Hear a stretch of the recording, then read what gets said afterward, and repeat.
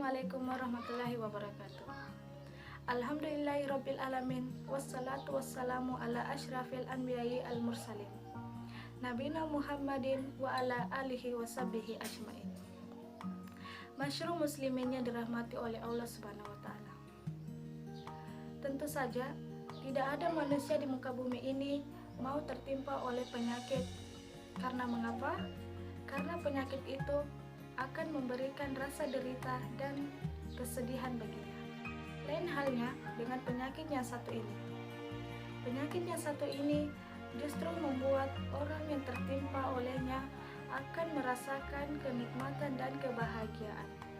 Penyakit itu adalah penyakit lisan. Padahal kaum muslimin yang dirahmati oleh Allah Subhanahu wa taala. Lisan ini telah diciptakan oleh Allah Subhanahu wa taala sebagai salah satu panca indera kita yang memiliki banyak fungsi. Dan Allah Subhanahu wa taala menciptakannya agar kita gunakan dalam rangka beribadah kepada Allah Subhanahu wa taala. Allah Subhanahu wa taala berfirman, "Walam naj'alahu walain wal insanan wasyafatain." Bukankah kami telah jadikan baginya dua buah mata lisan dan dua buah bibir? Akan tetapi, kebanyakan dari manusia itu menggunakannya dalam rangka bermaksiat kepada Allah Subhanahu wa taala. Baik itu berdusta ataupun menggunjing, memfitnah orang dan lain sebagainya. Padahal Rasulullah SAW telah memerintahkan kepada kita, orang yang beriman kepada Allah Subhanahu wa taala, agar berucap dengan ucapan yang baik. Rasulullah SAW bersabda, "Man kana yu'minu billahi wal yawmil akhir falyakul khairan aw liyasmut." Barang siapa yang beriman kepada Allah dan hari kiamat, maka hendaklah dia berucap dengan ucapan yang baik. Mengenai penyakit hati ini, penyakit lisan ini, banyak hadis. Rasulullah SAW menjelaskan tentang ancaman yang akan didapatkan oleh orang-orang yang senantiasa digunakan lisan ini dalam maksiat, baik itu di dunia maupun di kuburan ataupun di akhirat kelak.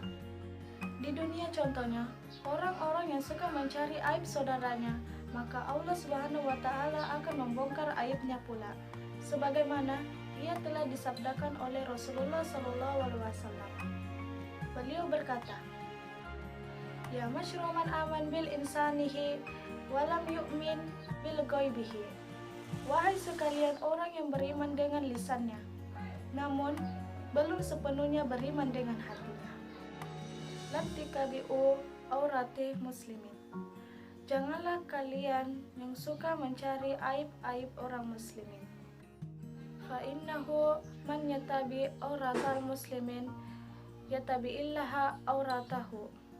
Sesungguhnya orang yang suka mencari aib-aib kaum muslimin, maka Allah akan mencari aibnya pula. Wa man yatabi'illah auratahu yahbahu wa in kana fi baiti. Barang siapa Allah sudah cari aibnya, maka Allah Subhanahu wa taala akan membongkar aibnya tersebut walaupun dia senantiasa berdiam di rumah. Mungkin sebagian dari kita ada yang menganggap kalau saya berdiam di rumah, tidak mungkin orang mengetahui keburukan saya. Tapi jangan salah. Ini hadiah Allah Subhanahu wa taala. Allah wala kulli syai'in qadir. Allah Maha tahu segala hal. Maka janganlah engkau mencari aib-aib saudaramu. Walaupun kau berdiam di rumah, maka Allah akan membongkar aibmu. Kemudian, tidak hanya sampai di situ saja.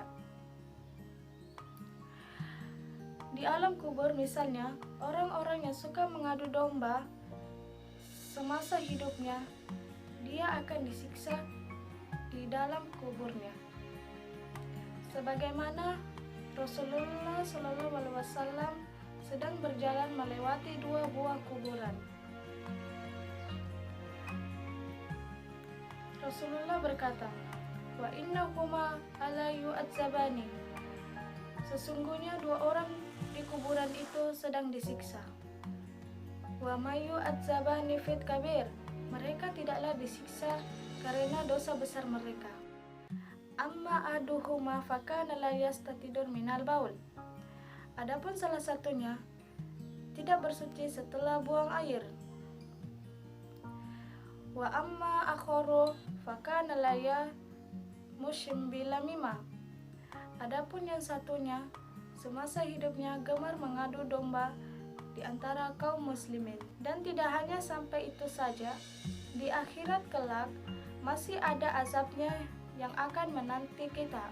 Bukankah Rasulullah SAW telah bersabda dalam hadis, "Hal yakubul masufinadi alahul julihin illa asoidul hasinatihin." Bukankah manusia itu akan diseret di atas muka-muka mereka di akhirat hari kiamat kelak, melainkan karena sebab ucapan dari mulut mereka. Setelah kita mendengar ancaman-ancaman yang diberikan bagi orang yang memiliki penyakit lisan ini, hendaklah menjadikan kita sebagai pribadi yang senantiasa menggunakan lisan ini dalam rangka beribadah kepada Allah Subhanahu wa Ta'ala, baik dalam membaca Al-Quran ataupun berzikir ataupun lain sebagainya.